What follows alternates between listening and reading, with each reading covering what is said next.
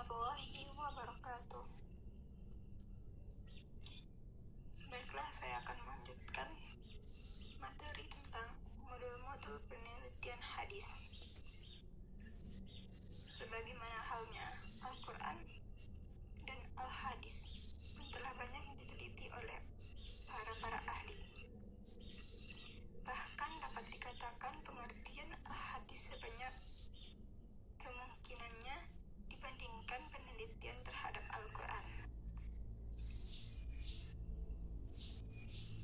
Hal ini antara lain dilihat dari segi datangnya Al-Quran dan hadis berbeda.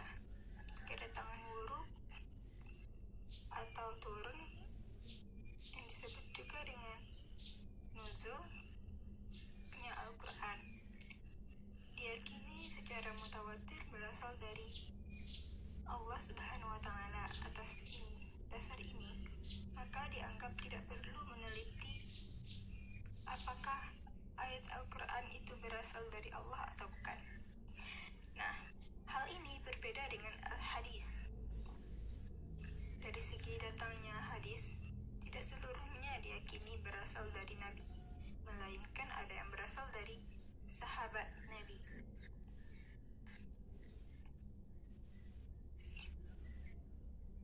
Hal ini selain disebabkan oleh sifat dari lafaz-lafaz hadis yang tidak bersifat mukjizat, juga kurang.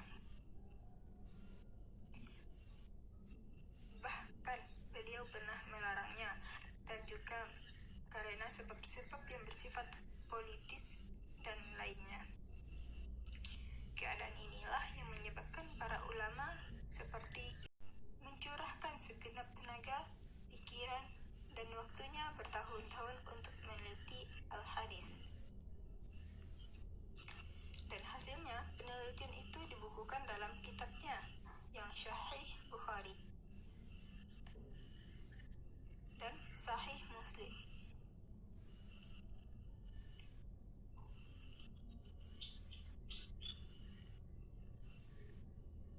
Karena begitu luasnya peredaran dan pengaruhnya dari kedua kitab tersebut, maka belakangan datang para peneliti yang selain menggunakan pendekatan perbandingan, juga melakukan kritik.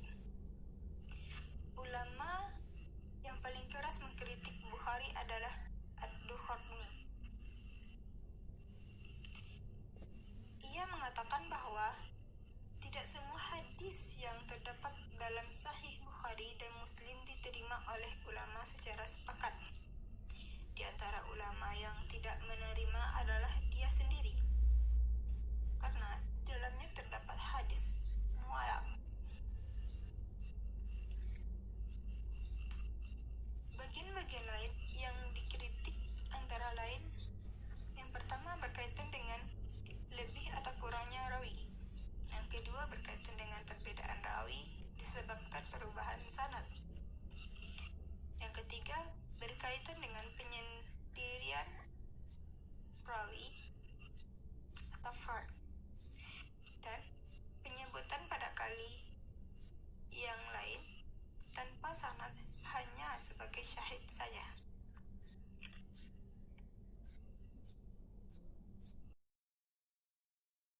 Berikut ini peneliti-peneliti hadis. Dapat diikuti pada uraian berikut ini.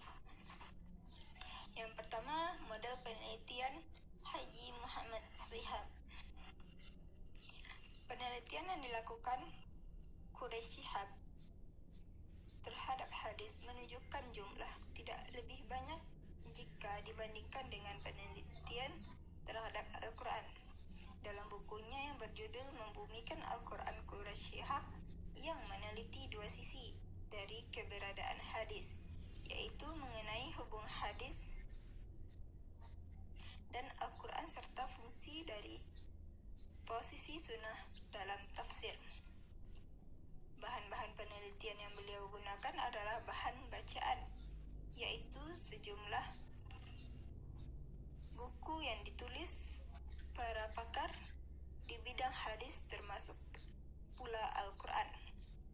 Sedangkan sifat penelitian adalah deskriptif, analitif, dan bukan uji hipotesa.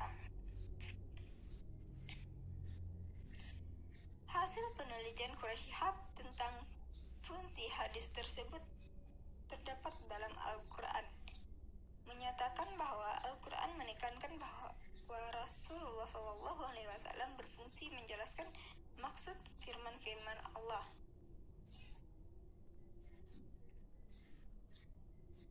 Penjelasan tersebut dalam pandangan sekian banyak ulama beraneka ragam bentuk dan sifat serta fungsinya. Selain itu, al-hadis juga dapat mengambil peran sebagai menetapkan hukum atau aturan yang tidak didapat dalam Al-Quran. Dalam hubungan ini kita misalnya membaca hadis yang artinya tidak boleh seseorang mengumpulkan atau memadu wanita dan amnah atau saudari bapak, dan seorang wanita khalah atau saudari ibunya. Hadis riwayat Bukhari Muslim. Dan hadis yang artinya sesungguhnya Allah mengharamkan mengawini seorang karena persusuan, sebagai halnya Allah telah mengharamkan karena senasab. Hadis riwayat Bukhari Muslim. Model yang kedua, model penelitian Mustafa As-Sibai. Model penelitian Mustafa As-Sibai dikenal dengan sebagai tokoh intelektual Muslim dari Mesir dan disebut-sebut sebagai pengikut gerakan Ikhwanul Muslim. Selain banyak penulis peneliti tentang masalah sosial ekonomi dari sudut pandang Islam, juga menulis buku materi kajian agama Islam. Di antara buku yang berkenan dengan hadis adalah Al-Sunnah Mukanatuba fi Al-Tashri Al-Islam yang diterjemahkan oleh Nurkhalis Majdi menjadi sunnah. Peranannya dalam penetapan hukum Islam sebuah pembelaan hukum Sunni dan diterbitkan oleh Perpustakaan Firdaus Jakarta pada tahun 1991, cetakan pertama.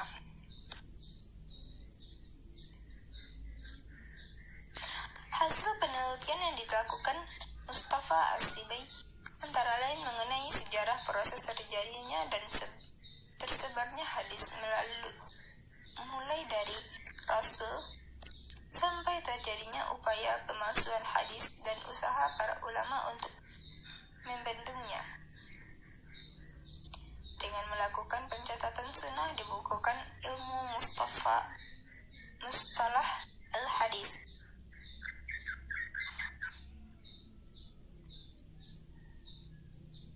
Ilmu Jar dan Al-Takbil, kitab tentang hadis palsu dan para pemalsu dan penyebarnya. Selanjutnya, As-Sabai juga menyampaikan hasil penelitiannya mengenai pandangan kaum Khawarij, Syiah, Mu'tazilah, dan Mutakalimin. Para muslim modern dan kaum muslimin pada umumnya terdapat al-sunnah dijalurkan pada laporan tentang sejumlah kelompok di masa sekarang mengingkari kehujahan atau keaslian as-sunnah disertai pembelaannya. Dengan melihat sisi penelitian yang dikemukakan di atas, As-Sabai nampaknya tidak netral. Ia berupaya mengumpulkan bahan-bahan kajian sebanyak mungkin untuk pencatatan sunnah dibukukan ilmu Mustalah al-Hadis.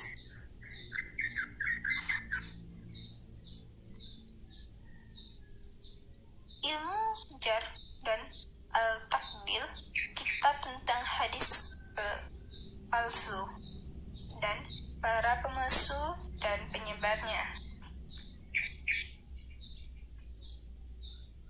Selanjutnya, As-Sabai juga menyampaikan hasil penelitiannya mengenai pandangan kaum Khawarij, Syiah, Mu'tazilah, dan Mutakalimin. Para muslim modern dan kaum muslimin pada umumnya terdapat al-sunnah dijalurkan pada laporan tentang sejumlah kelompok di masa sekarang mengingkari kehujahan atau keaslian as-sunnah disertai pembelaannya. Dengan melihat sisi penelitian yang dikemukakan di atas, As-Sabai nampaknya tidak netral. Ia berupaya mengumpulkan bahan-bahan kajian sebanyak mungkin untuk selanjutnya diserahkan untuk melakukan pembelaan kaum Sunni terhadap al-sunnah.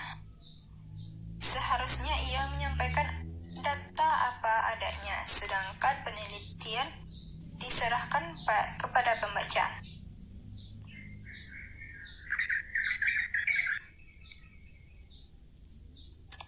Selanjutnya, model penelitian Muhammad Al-Ghazali.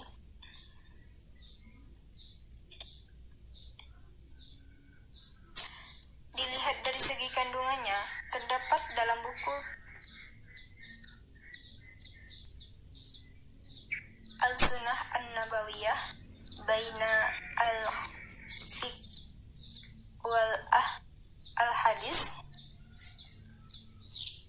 tersebut, nampaknya bahwa penelitian hadis dilakukan Muhammad Al-Ghazali termasuk penelitian eksplorativitas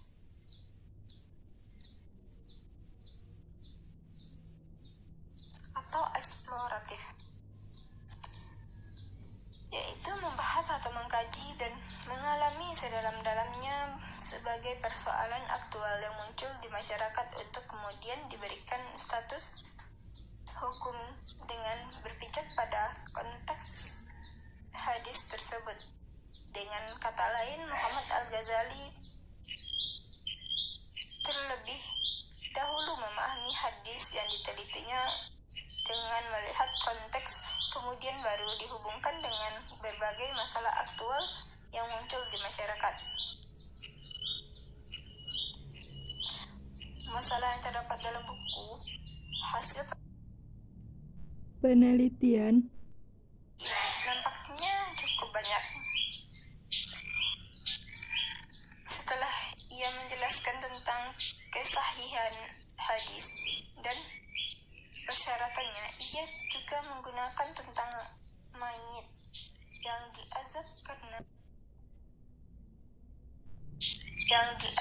karena tangisan keluarganya tentang hukum qisas.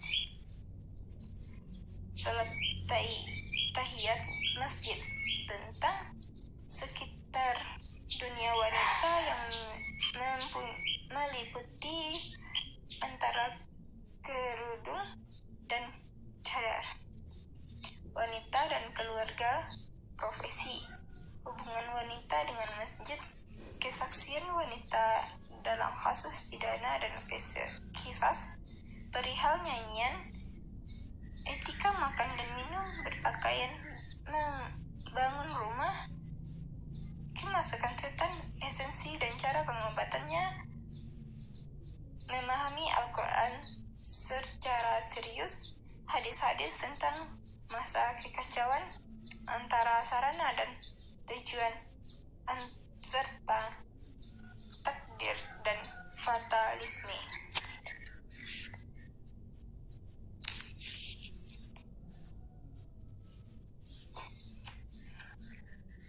Selanjutnya, model Zain al-Din al-Rahim dan bin Husain al-Irqi.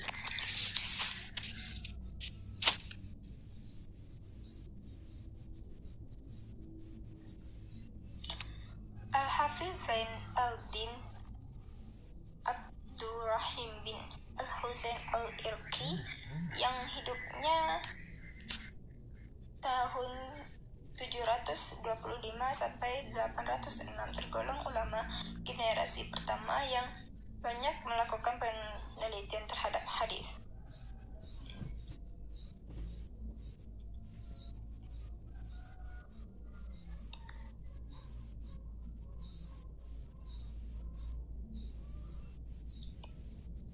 Bukunya berjudul Al-Taqyid wa Al-Dalah Syarah Muqaddimah Ibnu Al-Salah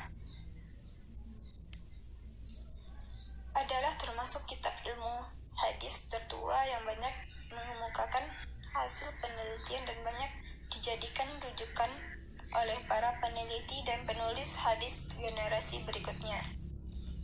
Ia disebutkan sebagai penganut mazhab Syafi'i, belajar dari Mesir, mendalami bidang fikih. Di antara gurunya adalah Al-Asnawi dan Ibnu Ulayah. Keduanya termasuk pendiri mazhab Syafi'i. Selain itu, ia juga dikenal menguasai ilmu al-nahwu atau gramatik, ilmu qiraat dan hadis.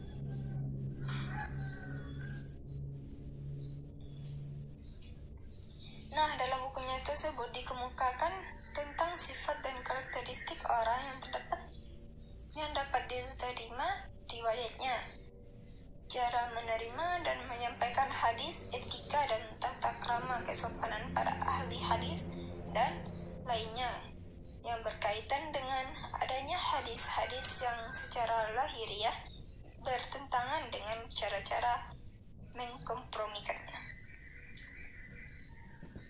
Adapun metode penelitian lainnya yang diarahkan pada fokus kajian aspek tertentu saja. Misalnya, Rifat Fauzi Abdu Al-Mutahli pada tahun 1981 meneliti tentang perkembangan al-sunnah pada abad kedua Hijriah. Hasil penelitian itu dilaporkan dalam buku yang berjudul Tausik al-Sunnah fi Al-Tasani Al-Hijri Usul Subuh wa Ittibad. Selanjutnya,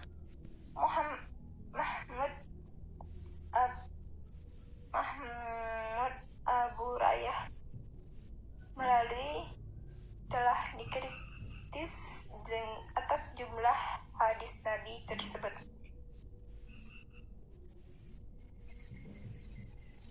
Dalam bukunya yang berjudul Ad-Dua ala al-Sunnah al-Muhammadiyah tanpa menyebutkan tahun terbitnya. Sementara itu, Mahmud Taha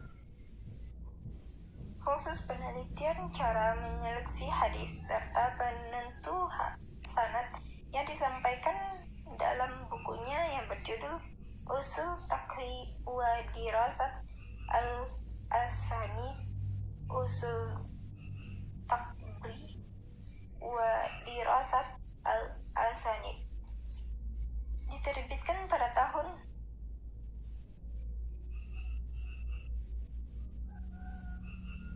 disusul pula oleh Ahmad Muhammad Syakir yang meneliti bukunya Ikhtisar Ulum Al-Hadis karya Ibnu Katsir tahun 701 sampai 774 Hijriah.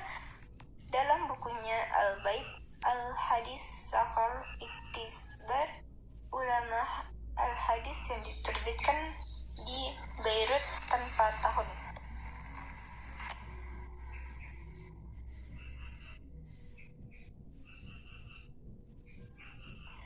Berdasarkan para hasil penelitian tersebut, maka kini ilmu hadis tumbuh menjadi salah satu disiplin ilmu keislaman, peneliti hadis nampaknya masih terbuka luas, terutama jika dikaitkan dengan permasalahan aktual dewasa. Ini peneliti terhadap hadis Al-Quran dipakai dalam berbagai kitab, misalnya